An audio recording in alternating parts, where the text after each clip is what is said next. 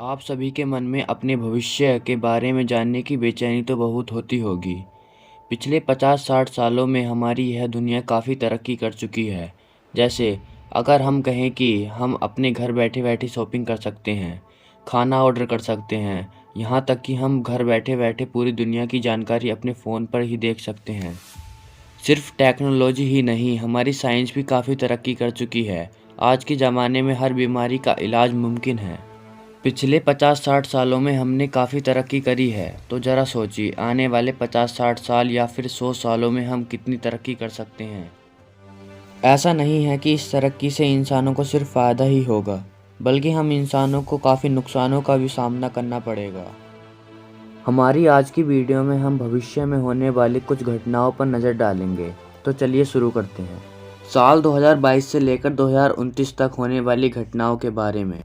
China world की सबसे ज़्यादा आबादी वाला देश है और इंडिया इस लिस्ट में दूसरे नंबर पर है। लेकिन साल 2024 तक यह आंकड़ा बिल्कुल उल्टा हो जाएगा। यानी कि 2024 तक इंडिया वर्ल्ड की सबसे ज़्यादा आबादी वाला देश बन जाएगा और चाइना दूसरे नंबर पर आ जाएगा।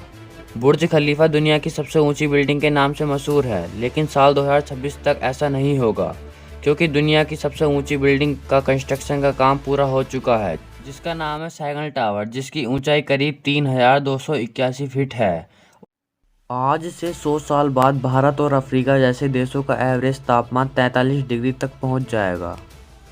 150 साल बाद ज़्यादातर भाषा खत्म हो जाएंगी, जिसके कारण आज के समय में धरती के ऊपर जो हज़ारों की संख्या में भाषा हैं, वह सिर्फ आने वाले समय में 100 तक ही सीमित हो जाएंगी। आज से 500 साल बाद एशिया और अफ्रीका महाद्वीप के आपस में टकराने के कारण, यानी ज़मीन के नीचे टेक्टोनिक प्लेट्स के मूवमेंट के कारण, यह दोनों आपस में जुड़ जाएंगे और इन दोनों महाद्वीपों के बीच में जो मौजूद भूमध्य सागर हमेशा के लिए ज़मीन के नीचे दब जाएगा और इन दोनों के आपस में मिलने के कारण एक हिमालय की तरह पर्वत की उत्पत्ति होगी। सन 1900 के दौरान किसी इंसान की एवरेज आयु 38 से 40 साल थी और आज के समय में यही औसत आयु 38 साल से बढ़कर 80 साल हो गई है। तो इससे यह साबित होता है कि आने वाले समय में इंसान और भी ज़्यादा जिंदा रहेगा और इसी वजह से आने वाले समय में धरती की जनसंख्या 11 बिलियन के आसपास होगी।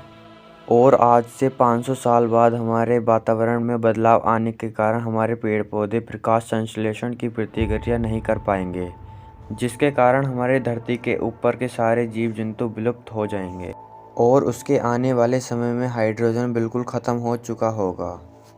हाइड्रोजन के कारण ही हमारे तारे जीवित रहते हैं। हाइड्रोजन के ख़त्म होने के कारण हमारे ब्रह्मांड के सारे तारे ख़त्म हो जाएंगे और इसी के साथ ही पूरे ब्रह्मांड में सन्नाटा छा जाएगा।